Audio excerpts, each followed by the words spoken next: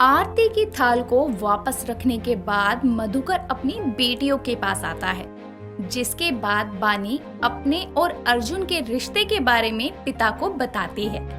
साथ ही साथ उसी से शादी करने की इच्छा भी व्यक्त करती है, जिसको सुनकर मधुकर बोलता है, अर्जुन बेटा, क्या मैं अपनी बेटी से अकेले में बात कर सकता हूँ? Sure uncle, why not. मैं बाहर कार में वेट करता हूँ। अर्जुन घर से बाहर अपनी कार के पास आकर गुस्से में बोलता है, ये साला बुढ़ा कहीं मेरे प्लान पर पानी ना फेर दे।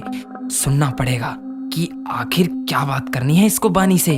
अर्जुन घर के बाहर कान लगाए मधुकर की बात सुनने लगता है, जो अपनी बेटी से बोलता है, बानी बेटा, ना जाने क्यों मुझे इस अर्जुन के इरादे ठीक नहीं लगते।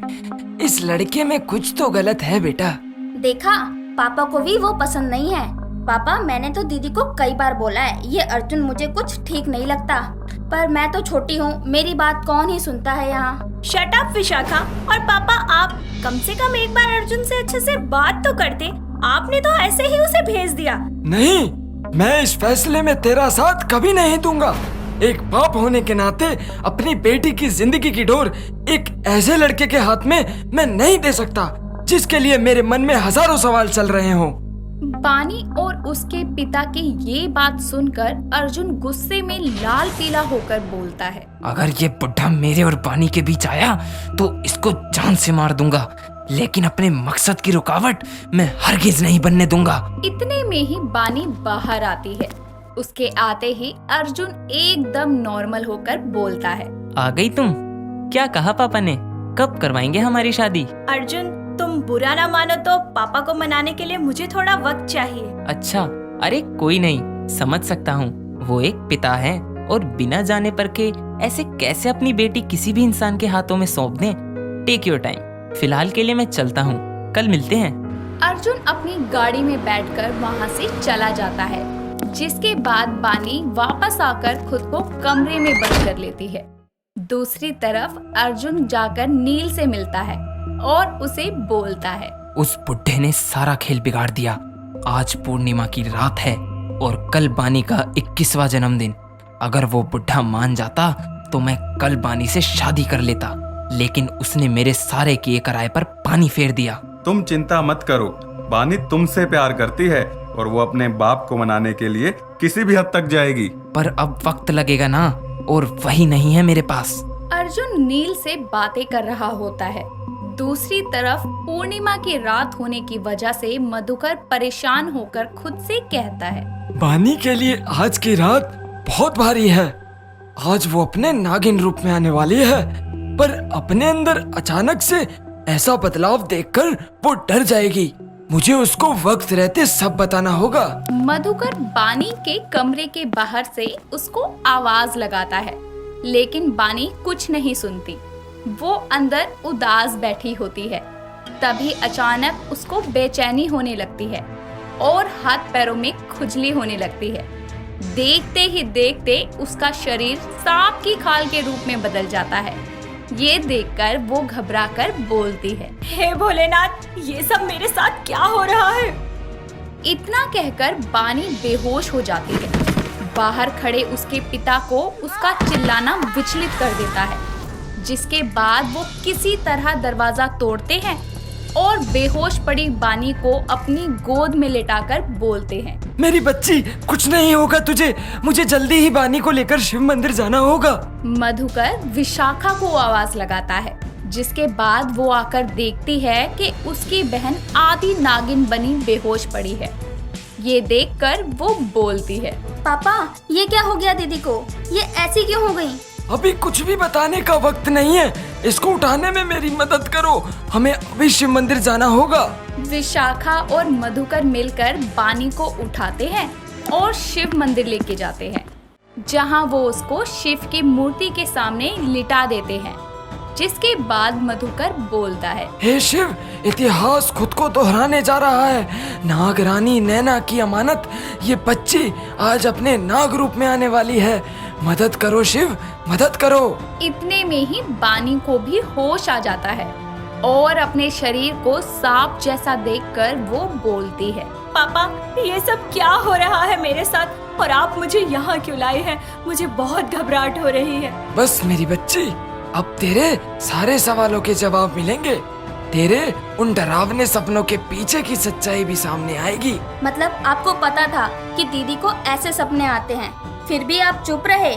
कभी उनकी तकलीफ कम नहीं करनी चाहिए, क्यों पापा? क्योंकि वो सही समय नहीं था बानी के उन सपनों के पीछे के राज को जानने का। पापा जल्दी बताइए, कहीं मैं मर ना जाऊं। कुछ नहीं होगा तुम्हें। नागरानी नयनतारा की बेटी हो तुम। तुम्हारा कोई बाल विवाह का नहीं कर सकता। ये सुनकर बानी और विशाखा दोनों हैरान हो जाती हैं। लेकिन अब 21 साल बाद उस राज के खुलने का वक्त आ गया था, जिसको खोलते हुए मधुकर आगे बोलता है। बात उस वक्त की है जब नाग रानी नैना ने एक फूल सी बच्ची को जन्म दिया था, जिसके बाद नागलोक में चारों तरफ खुशी का माहौल था। नाग रानी की सखी वृंदा भी उस समय पेट से थी। अपनी बेटी के जन्म पर नागराज और नागरानी दोनों ही बहुत खुश थे। ऐसे में नागरानी बच्ची को हाथ में लेकर बोलती है, कितनी खूबसूरत है हमारी बच्ची। इसके रोने की आवाज भी कितनी ज्यादा मीठी है, इसीलिए मैं इसका नाम बानी रखती हूँ। नैना और विराट की बेटी बानी। मतलब वो नागरानी बानी दीदी की माँ है, आप उनके पापा नहीं हैं? ये क्या हो रहा है? मुझे कुछ समझ नहीं आ रहा। हाँ पापा, मैं आपकी बेटी हूँ ना, फिर ये नैना और विराट कौन है? आगे तो सुनो। बानी का पहला जन्मदिन आने वाला था। उससे पहले ही नागलोक पर नागमणि को हासिल करने के लिए 5 सर वाले राक्षस सरासुर ने आक्रमण कर दिया था और नागराज और नागरानी ने मिलकर मणि को शिव मंदिर से निकालकर दूसरी सुरक्षित जगह पर रख दिया था।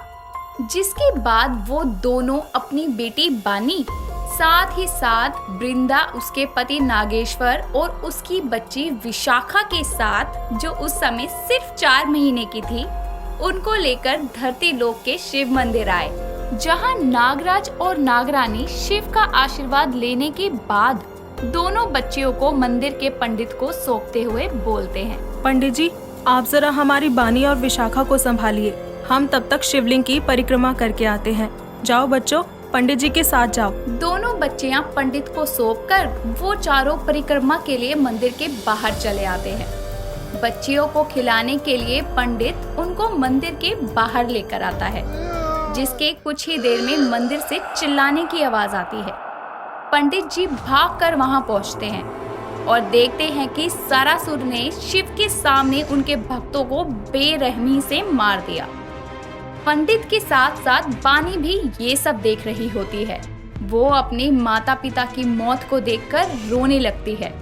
तभी पंडित की नजर नागरानी पर पड़ती है, जो उसको इशारे से दोनों बच्चियों को वहां से ले जाने को कहती है।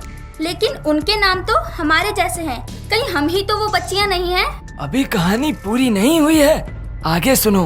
पंडित इशारा समझते ही दोनों बच्चियों को छुपाकर ले जाता है।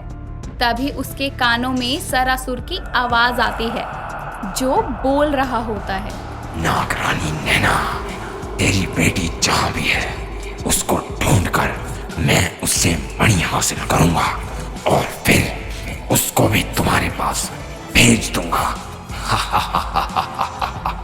नागरानी नैना, जो अपनी जिंदगी के आखिरी पल गिन रही होती है, शिव को याद करते हुए बोलती है, हे शिव, रक्षा करो मेरी बच्ची की। आज आपके सामने आपके मणि के रक्षकों की ऐसी मौत देखकर भी आप नहीं आए, लेकिन अगर मेरी बेटी को कुछ हुआ तो मैं आपको कभी माफ नहीं करूंगी, कभी माफ नहीं करूंगी।